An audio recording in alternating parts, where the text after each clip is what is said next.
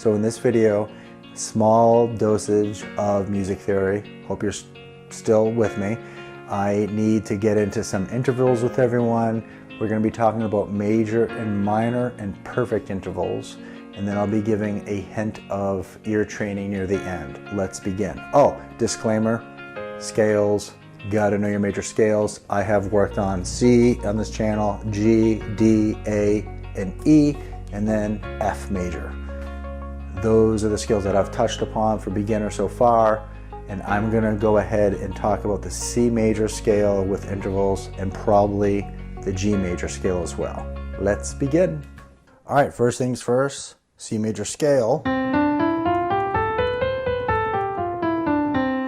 And again, we're only gonna talk about major, minor, and perfect. Really simple here. We're thinking of the tonality of C major. And if we play C to D, that is a second, 1, 2, and we're going to call that a major second. We're playing it harmonically and now melodically. And when you're doing this, you want to sing each note and you want to practice it going up, 1, 2, 2, 1. That's really important, especially if it's simple. That's where you want to start from. Then, in order to make it minor, we're going to take the major and the 2 is going to go down a half step here. So that's a minor second. We're thinking to find the minor, you can go ahead and play the major and then go down a second. Before you get into the comments and talk about diminished and augmented, I have saved that for another video.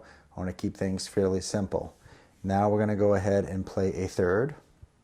And now that we're strong, awesome musicians, we have a major third here. To make it minor, we're going to go ahead, take that third and go down a half step.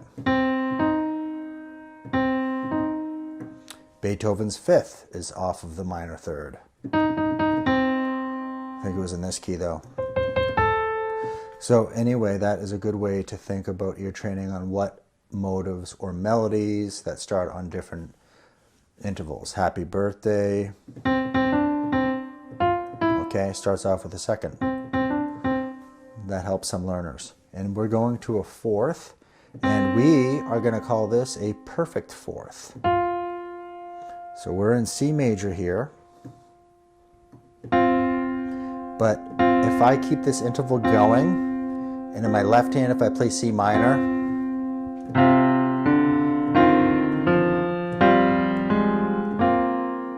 and that's why it's perfect, because in major, it's C to F, and if we're in C minor, it's still C to F. It doesn't change. If you go down a half step, we have this quality, which we've already talked about. And again, I will go over the diminished and augmented later. So here we are, the fifth. So we have a perfect fourth, playing them harmonically, right? And then a perfect fifth, playing them harmonically. So get used to that. Make sure when you play them, a lot of learners get good at learning the intervals only one way, because that's how a lot of our brains think from reading and whatnot. But always practice ascending and descending. I have a student, by the way, who's really good, but they developed some arm issues, so they did some great theory and ear training, and it really helped them out. So there's a lot of ways you can approach your practice time. Food for thought. So we have a perfect fifth. C and G is a C and G in the C minor. It doesn't change. That's where we call it perfect. And now we're going to the sixth. We have major. Same idea, what I've done before with the second and third, half step down. And now, one of my favorite intervals, very kind of tension because we're going to resolve, but that is a major seventh. And a lot of learners get that confused because it has that tension, and minor intervals can have that, for instance, a minor second. By the way, some learners, when they hear this, they'll think of that as a minor second, because they kind of reverse it. Watch this.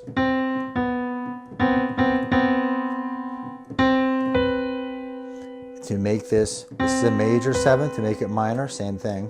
All right, let's review. Hopefully this is helpful. The 2nd, the 3rd, the 6th, and the 7th. I'm not sure why I'm doing that with the hands, but anyway, those are the intervals where you can switch from major to minor. All right, here we are, G major.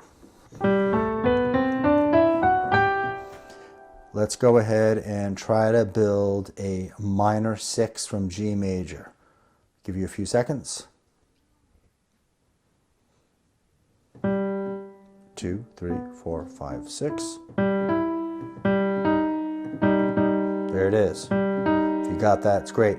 And we're not calling it a G to D sharp because it's a minor 6, so a major is G to E, and G to E flat would be the correct name. If you're at least getting that pattern, that's a start, so good work.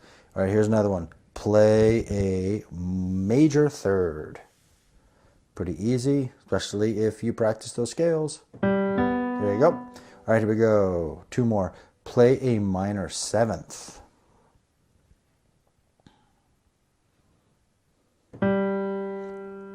Well, we know G major, and this is a major 7th, has that tension.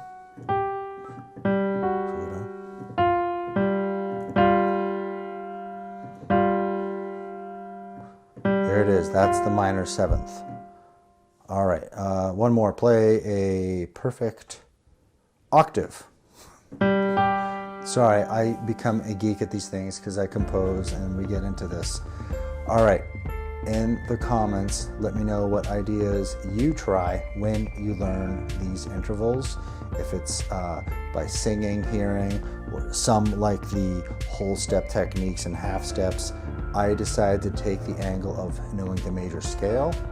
If you know all the notes in the major scale, those are your natural notes. So that would always be a major 2nd, 3rd, perfect 4th, perfect 5th, 6th, 7th, 8th. Because once you get that down, you can work faster. But let me know if this was helpful and keep playing. Bye for now.